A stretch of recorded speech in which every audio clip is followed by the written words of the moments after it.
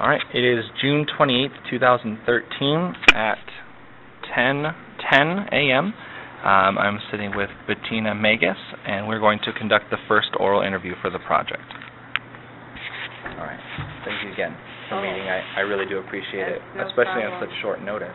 Well, just as a fluke, we came in. My husband was looking for a book. Oh.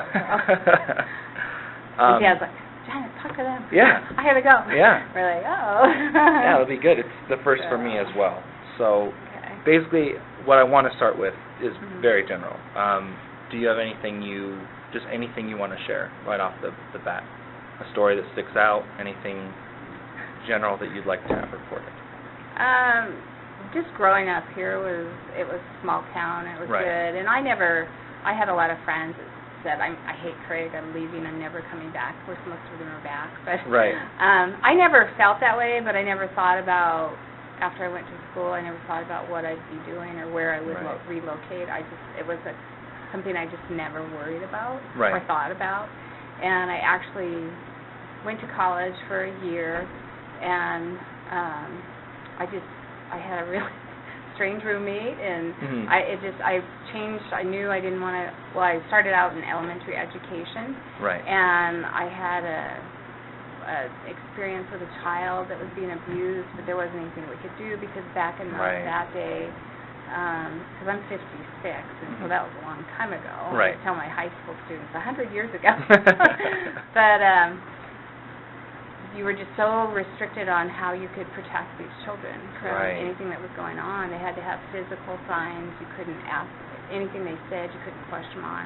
And I knew with my personality, I would take it to heart. It would just kill me. And so I knew I didn't want to do education. That's what I thought. And so I dropped out, much to my parents' dismay. I mean, I finished the first year, but then I quit. And I worked, and it was a blessing. I worked for a real estate office, and the gentleman, Jim Ross, here in Craig, he just gave me a lot of opportunity and exposed me to the business world that I hadn't been exposed to, and I really enjoyed that. And so that's when I got on fire to go back to school, and so I went back to Mesa and Grand Junction, which at the time was just a junior college. The year I went back was the first year. It was a 4-year college. And got my associate, and then moved up to Laramie to go to UW. So I worked for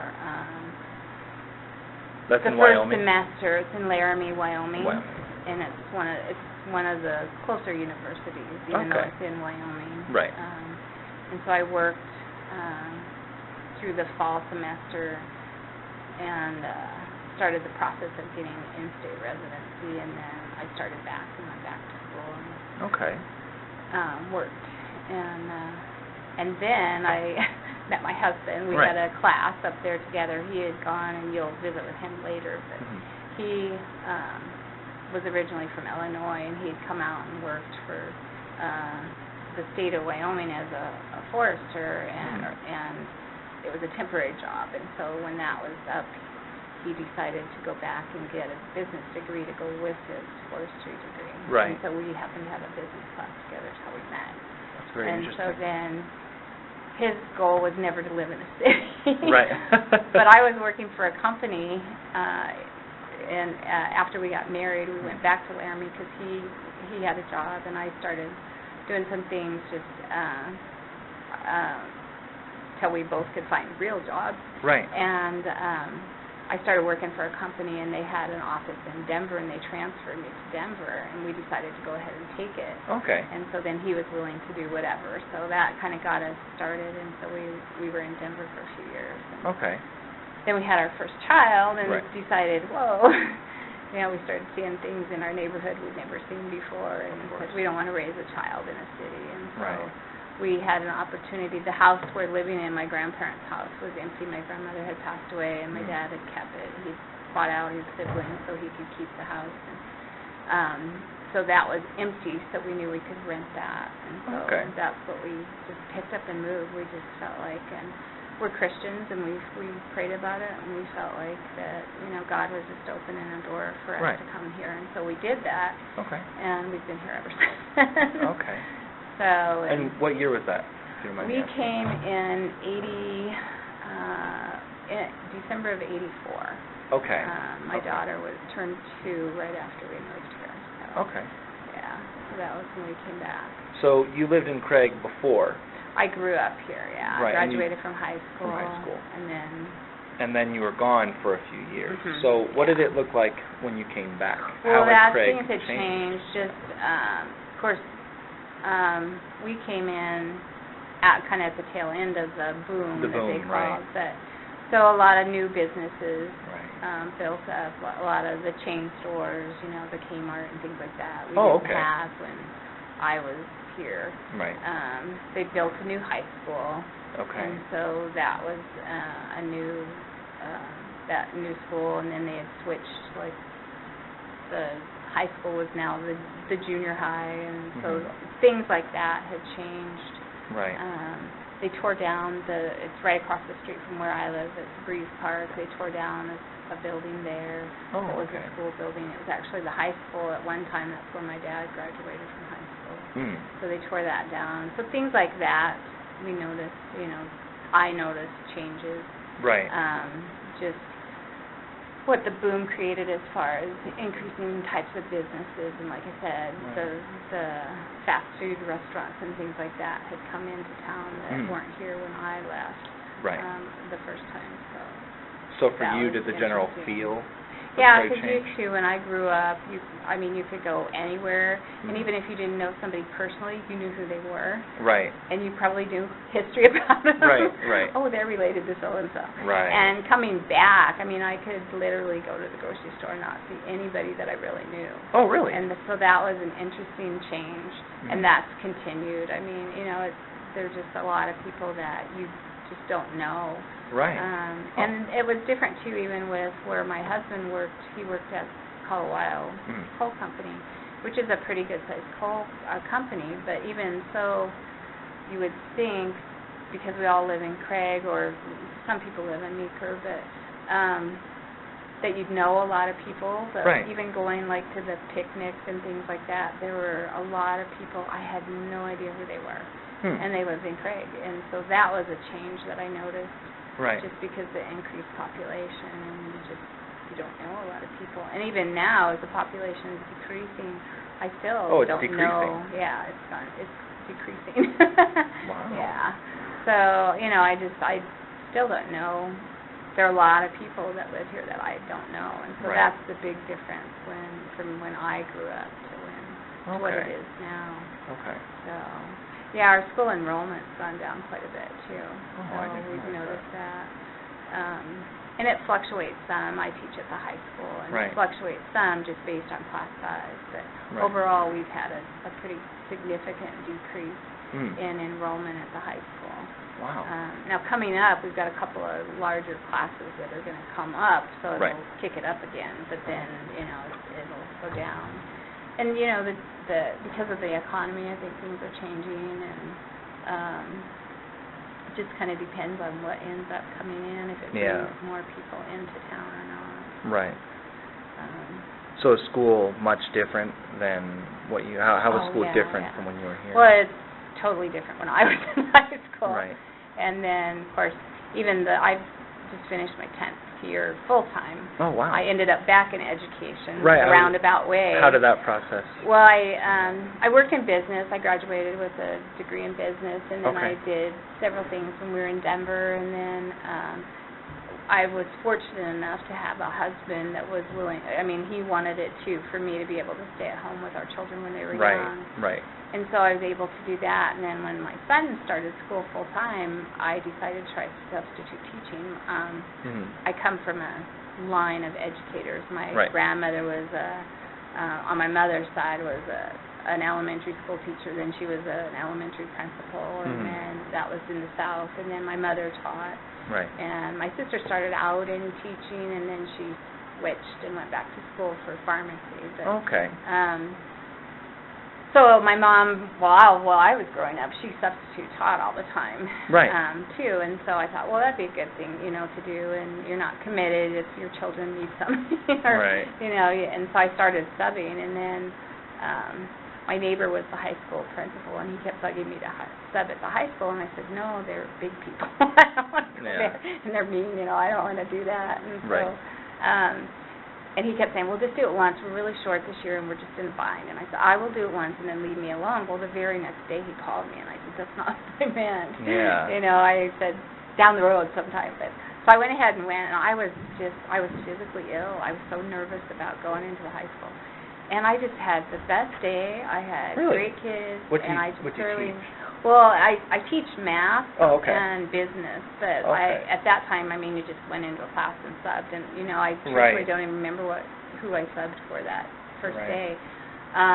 But it was a good experience, and so I kept going back. And then they started. I did several long-term subs for teachers that were on maternity leave, and they weren't necessarily subjects I had background in, but I did it anyway. And then I did a couple of years. I did long-term sub for the business department, just because they had some changeover and some different things going on. And so I just really enjoyed it. And then I still hadn't really thought about going full-time. And then the principal at the time said, we got this math. And I had done a long-term sub for a math teacher prior to that, and she said, we've got to, we can't find anybody, can you just do it, for this year? And I'm kind of like, I don't know. And so I did, and I really enjoyed it, and so then I went ahead and went through the process of getting certified. And so I had to take more math classes because I didn't have that with the business piece, and go through, they call it alternative certification. And so while you're working, you're going through classes and to get your credential. To get your credential. So I'm licensed finally. But so I did the full circle. I ended up back in education, and I love the students. I really like that age. It's been hard over the years, even the 10 years that I've been full time. But even before that, there are a lot of students that have a lot of personal things going on in their lives that just affect them. And, everybody's like, why can't they just do their work? It's like, because their life's a mess. That's the last thing on their mind. That's not their priority, their family. So, but a lot of them, too, that they're there because that's their safe place. And so I really try, and that's what I strive as a teacher is, I'm never wanting to be their friend because that's not my place, but I want them to know that I'm on their side and I support them. Someone's there to listen. And I'm going to listen to them. And so I have kids. I've never had a student come in and just visit and just, because they know they can, I think. And, just they'll come and talk to me, and I'm like, gosh, we have counselors for this. Don't you want to talk to the counselor? No, I just want to talk to somebody. And I don't give them opinions unless they ask. But I just listen, and I think that's important. Of course. More important now even than when I was in school. I think it was important when I was in school, but I don't think there were as many students. And maybe just there were students that had a lot of things going on, but you just didn't know about it, or they weren't willing to share. Or it didn't affect them in the same way. So the attitude of the children is a big change you're seeing. Well, and of course, the increase in the drug use and alcohol. Is that a problem here? Yeah, it is. And I think it is everywhere, and I think that's kind of the mindset. Kids think, smoking pot's no big deal. But they don't realize the ramifications that it creates for them. And I'm very vocal about it, I don't hold back with them when they, I'm struggling with it. It's like, well, are you doing this? Are you doing that? And, it's just, you have to make them aware that the choices, there are consequences for their choices. And so, there's some kids that, gosh, you watch them struggle, and and then later, a couple of years down the road, you see their name in the paper, or they've been arrested, and you're kind of like, I saw it coming. They just didn't, either didn't or couldn't make the right choices. And I've seen that too with parental support. We go from one extreme to the other, where we have parents that are so involved in their children's lives, almost to a negative point for their children. They're, the helicopter parents is what we call them. To others where You call up and you got a freshman that's failing your class, and the parents are like, they're in high school, don't bother me anymore, it's their deal.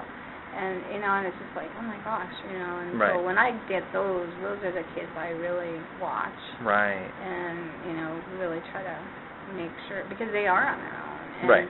there are a lot of high school kids that are technically homeless. Mm-hmm. Their parents have kicked them out.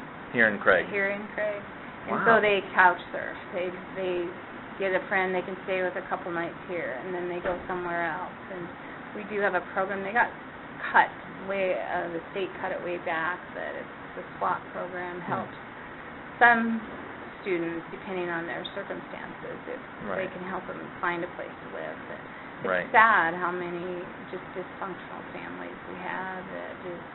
So the community really has changed. Yeah, it definitely has. Especially from the education perspective. I just finished my student teaching last semester, and I got my first job, albeit I'm a history teacher. Oh, awesome. So I'm going to be teaching AP World History, Economics, and Government in California. Good. Oh, in California? Whereabouts in California? In Santa Ana, Orange County School of Trust. So. Good luck. Yeah, thank you. Thank you. But yeah, so I can relate to what you're saying. Yeah. Well, it's challenging, education. and it is true.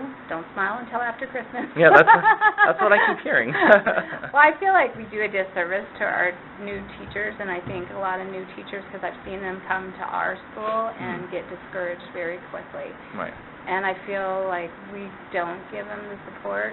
So don't wait for somebody to come offer help. If you have questions, you will find somebody. Right. You know, and that's what I see is a lot of teachers will hold back because they are afraid or embarrassed to ask for help, and it's like, you're a first year teacher, you need to go get help. You need support. Even because unfortunately a lot of us as teachers, we just assume a lot of things. And it's simple things. It's like, well, you do great. Well, here's the system. Well, okay, how do I actually do it?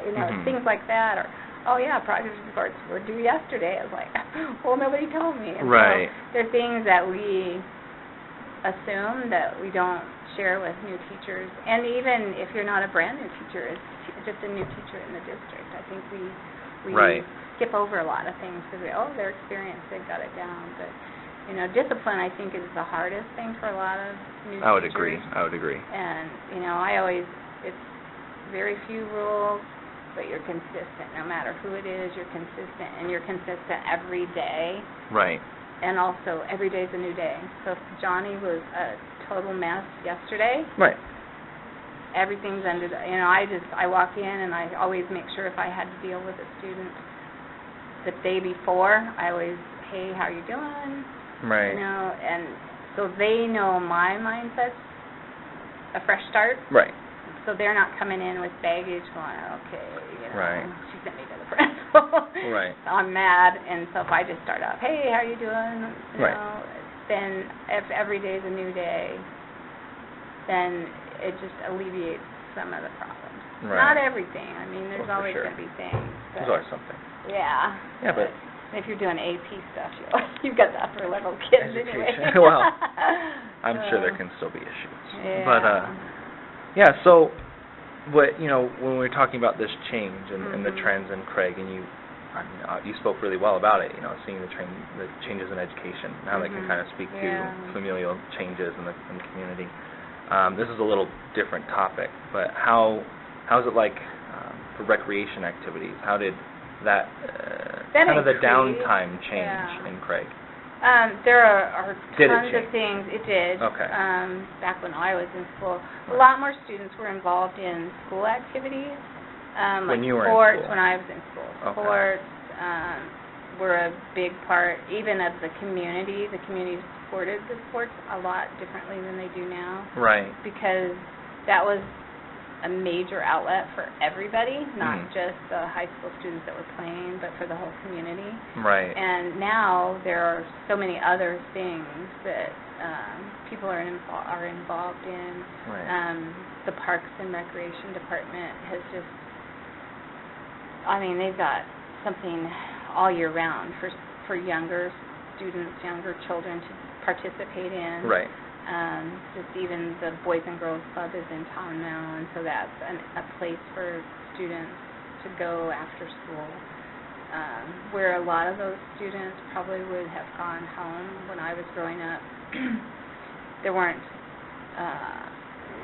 a lot of mothers worked, but not the number that do now. Right. And so a lot of kids that maybe their mother worked, they were home for a few hours by themselves after school, whereas now they have someplace to go that's affordable for parents to do. But also just the work day was, basically, 8 to 5. Right. And now it's a variety of, it could be anything, and so parents struggle if they have to work to find some kind of child care for their children.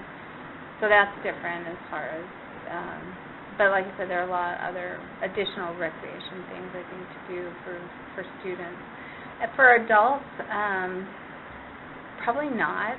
I mean, not that much of a change. I don't see as much of a change. Right. For adults, I mean, granted we have a few more restaurants and things like that, but they still had the summer baseball and softball that when I was in high school they have that still, but and it was a joke back when I was growing up was, the only place to go was the bar, and really, I mean, I don't do that, participate, but that's still, for some people, that's their choice. Right. For evening entertainment. Okay.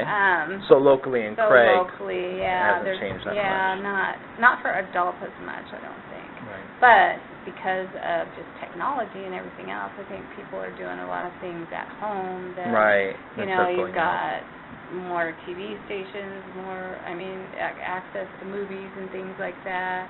The computer, we didn't have computers when I was my first computer class, the computer was half the size of this room, and you did punch key cards and put it in, and you hoped it went through.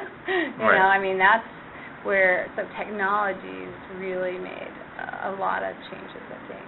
Right. For just what people do as far as entertainment, and some bad, but some good. But, people spend hours a night on their computer looking up things, listening to things, watching things. So, as far as the communities providing things for adults, I don't see that. But I think because of technology, I don't think there's an outcry for it. Right. I see what you're saying. And there's been there's a small group, and they've tried it a couple times to pass a bond to build a recreation center. Oh, okay. Thinking that will give things for younger students to do, but also adults to participate. But we have 2 health clubs, in Craig that we didn't have when I was growing up. We didn't even do that. And, we've got, so that's for a small portion of the community. People like to exercise or work out. Right. They've got those options, which a recreation center would not necessarily provide that. Okay, I see. For a cost. Right. In the wintertime, the high school has a swimming pool that they have public hours. Oh, okay. So in the evening, so that's an outlet. And then in the summertime, of course, they have the pool. Right. So. What, if you don't mind me asking, what do you personally, how did your recreation change? Do you do anything differently? I work out at the gym. Okay. That's something I do. But I still, even growing up, you ride your bike. Right. And I skied a lot when I was growing up in Steamboat because it was $10 for a day ticket. Oh, right. Which even back then was quite a bit. But I had a friend whose mom took us up every Saturday that we wanted to go. She was, encouraged us. So, so I got to ski quite a bit when I was growing up, which is something I don't do now because of the cost. Oh, cost has gone up in Yeah, Steamboat. yeah. It's $110, I think, for a day pass. And a season pass, my daughter lives in Steamboat, and she buys a pass. Because you can use it year-round, you can go use the gondola in the summertime, too, and so they take their bikes up and ride the trails in the summer. Right. But what is it? It's like, it's right at $1,000, I think, for a season pass. Oh my goodness. For residents, that's if you're a resident. Right, of Steamboat. Of Steamboat, yeah. So. Well, Craig, they are pretty good about, they let, if you're a resident of Craig, you can buy a season pass at their discounted rate too. So that's pretty good. That's a good relationship. But that's something, like I said, we don't. Right. My husband and I, he grew up and skied some, and I grew up skiing, and neither one of us do it. Right. Now, because just the cost, and then I said I'm getting old. And I went with my daughter. She kept bugging me, and so I went. It's been 3 years now. And I was really worried because I had been a long time since I Right. And but it went well, and I had a good day, and I actually could walk the next day. Oh, okay. That's good. That's really good. Yeah. But that's one of the biggest complaints of, like, high school kids. There's nothing to do. There's nothing to do. But even when there are things, activities and things that come up, half of them don't do it anyway. So so then they come back and complain, and I'm like, well, did you go to this? Did you go to that? Well, no. Well, that would have been free with your high school pass. Right. You know, so a lot of it's just, I think kids like to complain. But that's always been, and even when I was growing up, that was the complaint. Kids, there's nothing to do, and so that was their excuse for, you know, going out and having keggers when I was in high school. I fortunately had a circle of friends. We didn't do that. Right. But there were a lot that did it, and now it's, I mean, it's really in my mind, I think it's a problem. I think kids going out and partying on I weekends, see. You know, that's their excuse is, well, there's nothing to do, so we're going to meet at somebody's house and have this big party. And, you know, and we've had some tragic incidents because of things like that. And, oh, really? You know, just. So is that on the rise, or how? What is that? I think it's on the rise of kids participating and younger and younger kids participating, just in making poor choices. Right. And there are fewer kids involved in school activities. That's really gone down. Right. Over the years, I've noticed that a lot. Right. And you know, and part of it's the mindset of students now. They don't want to have to work hard for anything.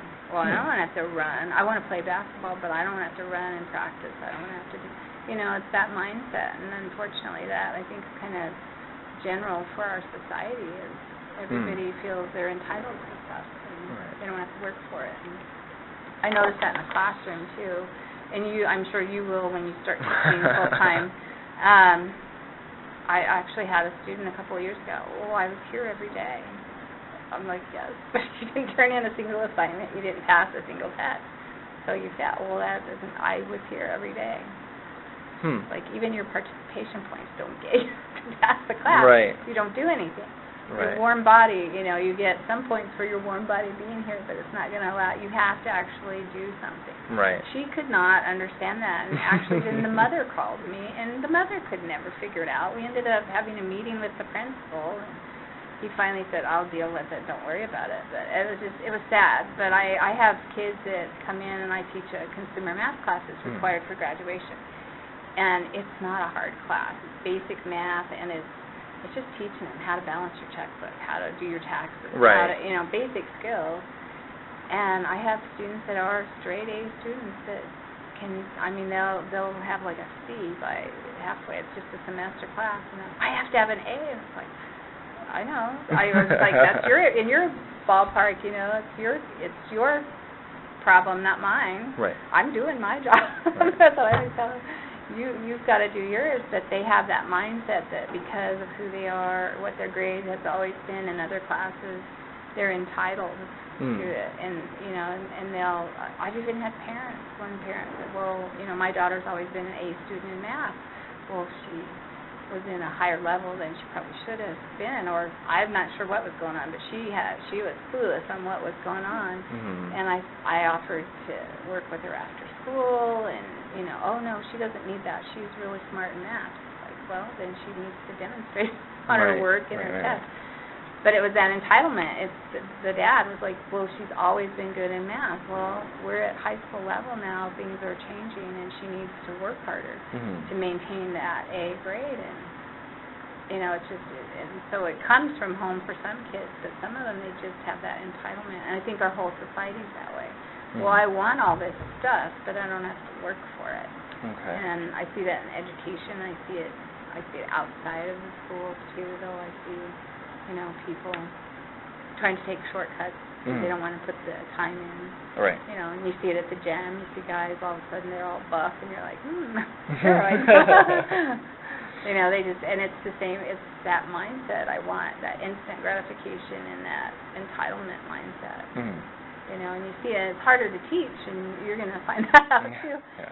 Kids want to be entertained, and that's just because of all the technology they're exposed to. And I feel like we need to get more technology in our classrooms because that's what they're going to be doing when they graduate, whatever they're doing, they're going to be using a lot of technology. And I think we need to incorporate that more in our daily class. And like we have a rule, you can't use cell phones, which I agree, you can't use your cell phone to call Johnny in the next classroom or text him. But, I've had kids because our computer thing wasn't working, so I'm just like, you've got a phone that has, and I'm not a cell phone person at all. I have a basic phone that I take when I leave out of town.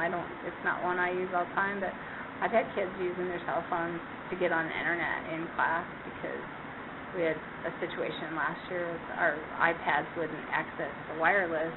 Oh, right. And so I'm sitting there with a room full of students in an activity, and our iPads aren't accessing They all have iPads? the internet. No, we just have one set that goes, we can check out from the library. So we can check it out and bring it to our classroom, which we have computer labs we can take the students to, but if they're not having to print or type, I really like the iPad in the classroom. Right. Because it gives me more control, and then I have my computer and I can put things up on my whiteboard or my smartboard, and then I can say, here's where I want you to go, and they're right there doing it at their desk. And right. So I really like that. But they weren't always working, so I'm like, okay, we got to get this done. If you have a smartphone that has internet access, pull it out. I mean, the majority of the kids have that kind of a phone. Right. But, and those are the things I think we need to be encouraging in our classroom, is using that technology to learn things and do things. And I think we're kind of, this school district anyway, they're trying to, but I think there are other things that we could be doing to encourage that in our classroom. Yeah, that was one thing that we mentioned earlier. So going back to entertainment, recreation time, and how maybe things have changed. If the students now are saying that there's not a lot to do necessarily in Craig, what are they seeking going out other places like Steamboat? It seems that I've heard a lot of people talk about Steamboat as a place to go to do things in general. Not for teenagers. Not for teenagers, but for the community. But for the community. Yeah. Yeah. So traveling. And I think teenagers, they've got to find somebody that's got a car, but the cost of gas impedes them from doing it. And even when you still go to Steamboat, there aren't things for their youth. Even Steamboat, everything's geared for the tourist type thing. So the 21 and older. Right. I mean, and they have some free concerts and things like on the ski hill that kids can go to. But a lot of kids don't think about just buzzing up to Steamboat. And some ski, and so in the wintertime they do provide, the Parks and Rec provides a bus and discounted tickets for students, which is really nice for those that want to. But it still can be an expensive sport, and you have to like it if it's not something you're interested in doing. So. But the rest of the community can take advantage of that now. They do. It's more access to transportation. Okay. Yeah, they do. Okay. Yeah. And Meeker has a rec center. Oh, okay. And so some people with younger children take advantage of that, because Meeker's just 42 miles it's south of Craig, and then like Steamboat 42 east. Oh, wow. So there are things that other communities have that we're close enough to take advantage of. Was it like that before you left? No. No, everything was well, more local? Well, no, there really wasn't. There just wasn't that much here. I mean, okay. It was like, every town was the same. I mean, there just wasn't that I much. see what you're saying. Steamboat's always been the resort town. Right. Even when I was growing up. But we never, like my family, never just like, oh, let's go to Steamboat for the day. No, that wasn't a thing. I mean, you didn't do that right. back when I was growing up. Right. Now people will do that. Now people are a lot more willing. They'll go, yeah. Has Steamboat grown? Has it seen? Steamboat's grown a lot. Larger Yeah, they've grown a lot. Okay. Over the years. Okay. Yeah, so a lot. People from Craig go there. Yeah, they do.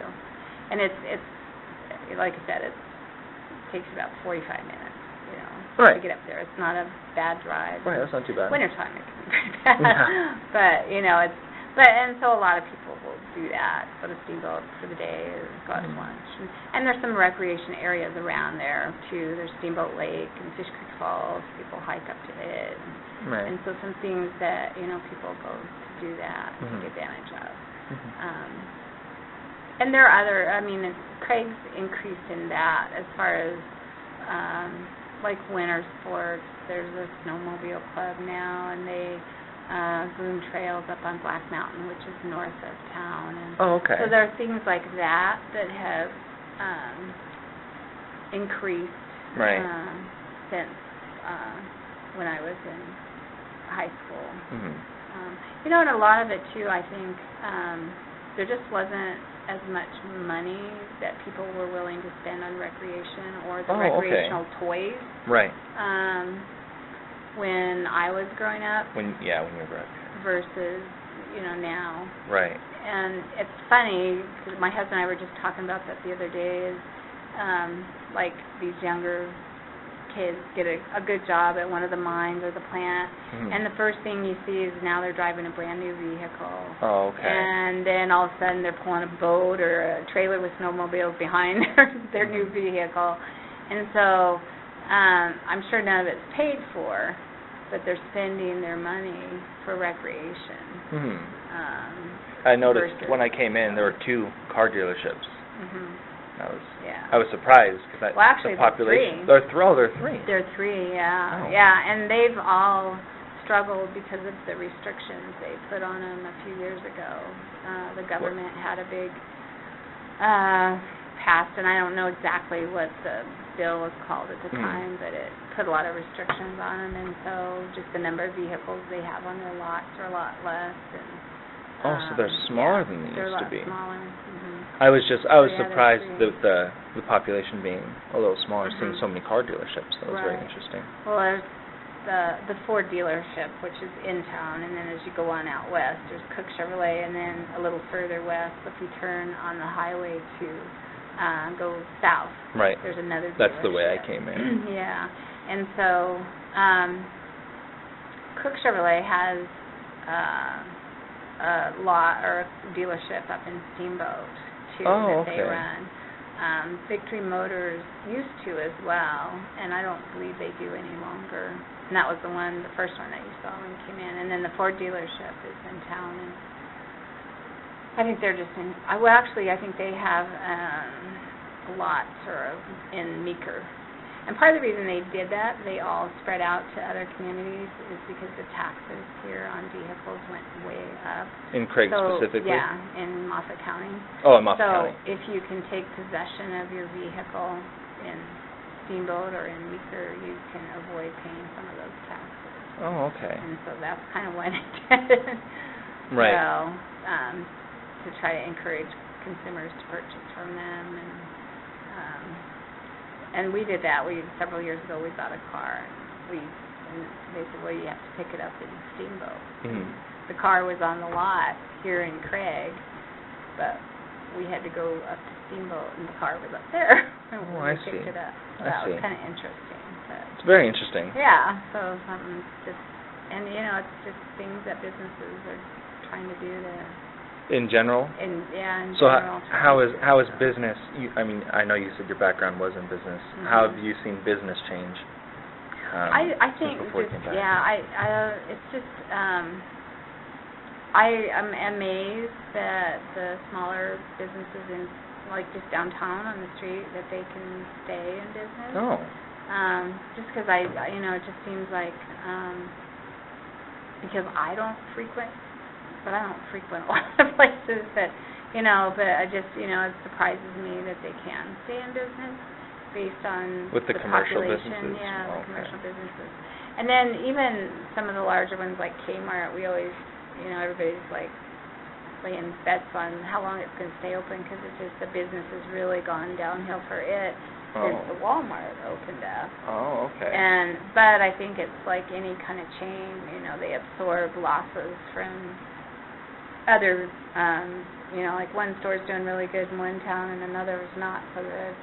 But it's all kind of, they lump it together in one pot, and so they'll keep a store open for a lot longer, even though it's maybe not making a profit. And I don't know if they're not making a profit. They're just, we always joke when we go in there, there are more people working there than shopping.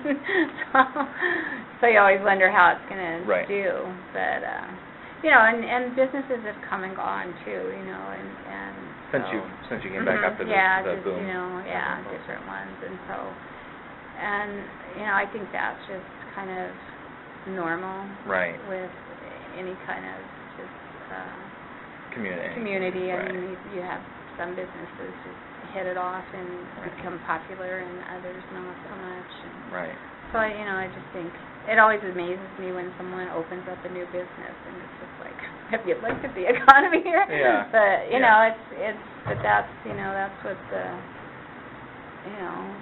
freedom that we have here to do, and you can that's what, it's an opportunity they've decided to take on, and hopefully they're successful. And so, but it has, I think it's changed quite a bit. And of course, when I was growing up, there were businesses that had been here forever, and they were still here. And so, of course, but those have gone by the wayside for different reasons. Sometimes the owners passed away, and they just, the family didn't want to continue it or try to sell it. So, and then other businesses just couldn't make it. So, and so I think, that's just with time too. We used to have, there were like 3 or 4 clothing stores on Main Street, and you don't have those. Are they all gone? They're all gone. Yeah, they're all gone. Yeah, there used to be a really nice men's store at the end of the block, and there was a really nice women's dress store right next door to this building. Just things like that. Had been going, businesses for a long time. But I think with the competition and then more people shopping away from Craig as the years passed, I think they didn't have the business to keep it up. Okay. And, like a men's store in Craig, people don't, because of the jobs, the type of jobs a lot of people have, they're not dressing up in suits and ties anymore. So, it's just the society's just changed what's popular and what's needed.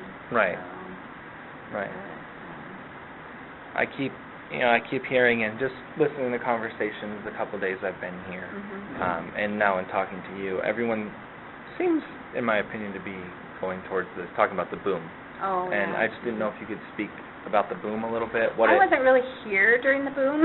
Okay. I was away from it. And when I'd come back and visit, I saw it some, but I graduated from high school in 75, and that was just right at the beginning when things started picking up with the coal mine and the power plant coming in. And so those were 2 big catalysts for change. And so, of course, that brought in a lot of jobs for the community, because when I was growing up, a lot of ranchers and farmers, and then just business people. There wasn't really an industry that was providing jobs for people. And so when the boom hit, that's what it was, is the coal mines and the plants came in. And so a lot of people came into the community to build the plant and stayed for a short time, but and moved on, because that's what their nature of their business is. But then they brought people in to actually run the plant. Right. And then same with the coal mines, opening up and bringing in people, but also hiring a lot of people and paying really good wages, which a lot of people had not had before. Right. And so that in itself allowed people to spend their money or spend more money in the community, and so they were able to buy things, and I think that was the upstart of a lot of businesses because they, people had money to spend, disposable income they were going to spend, and so businesses opened up to try to take advantage of that income increase that people had. Right. And so, like I said, there were several businesses that started up and restaurants and things like that did real well during that kind of boom time, but then when things started slowing down, couldn't make it. Right. And so, but yeah, so that, that, I think, just people having the higher pay than they'd ever had for, a lot of people. That brought a lot of change. Brought a lot of change in itself, yeah. Okay. Because they had that income to spend, and and I think that was part of the reason we had more people building houses and companies coming in and building neighborhoods. Right. To try to make money off of that investment. We had a couple of different areas in town that companies came in and built, up several houses and then, to sell, and that was all during that boom time. Right. And that was right after you left and right before you came back. Yeah. Okay. Yeah. So how have things been continually changing since? I think we've seen of course you've seen the influx, like the Walmart. It's been here, I don't know, maybe 3 years. I don't know for sure. Oh, really? But, yeah, I didn't realize it was that new. Yeah, it's newer. Maybe longer. I've lost track of time. It probably has been longer.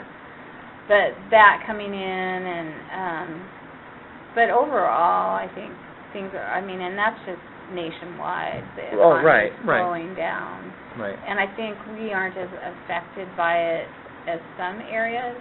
Mm-hmm. I think we get hit always a little bit later just because we are a smaller community. Right. And the types of jobs that are supporting the community are stable, like the mines and the plants. Mm-hmm.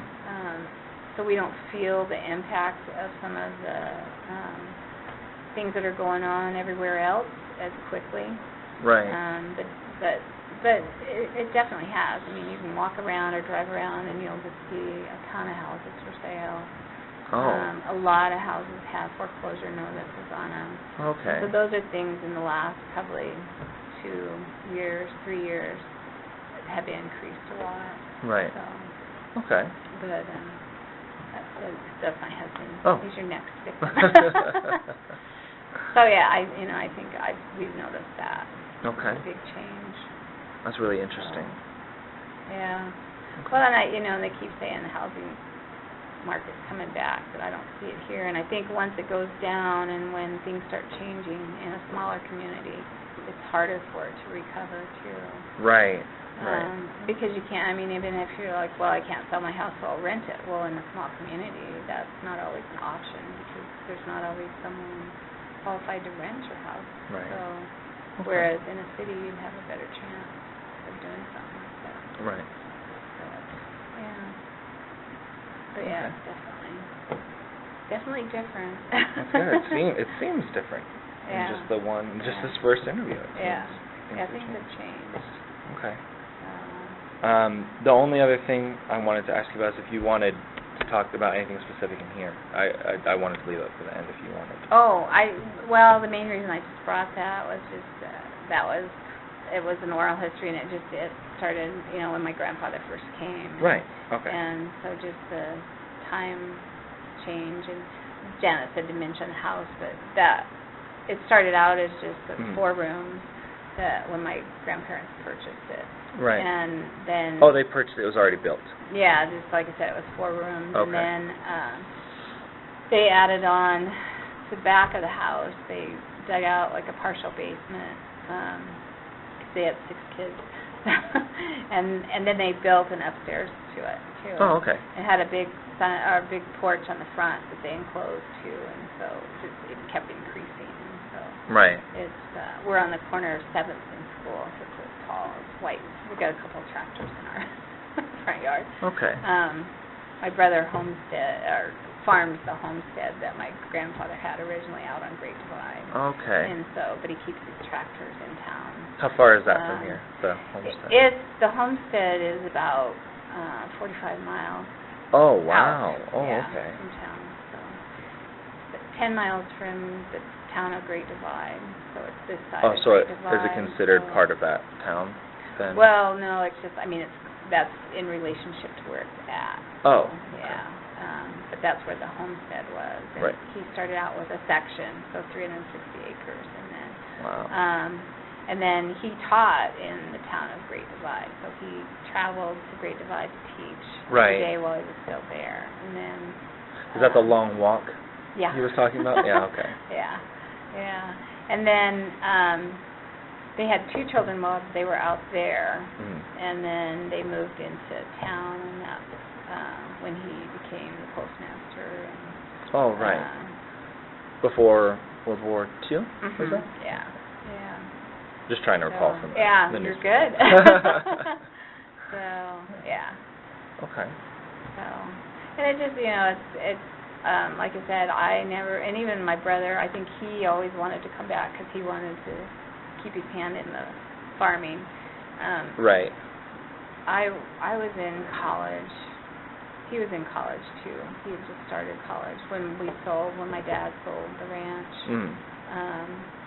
And that was really hard on my dad and my brother, particularly because I think he'd always thought he'd come back and take it over. Right. And that wasn't an option. It was a family operation, and my dad and my uncle and my grandmother were in on it. And my uncle just made some really poor choices and ruined it for everybody. Right. And so the best option was to sell, which in the long run was the best for my parents because it gave them an income that they never would have had, and they were able to do things not only for themselves, but they did things for us and for their grandchildren that they never would have been able to do if they'd continued to farm.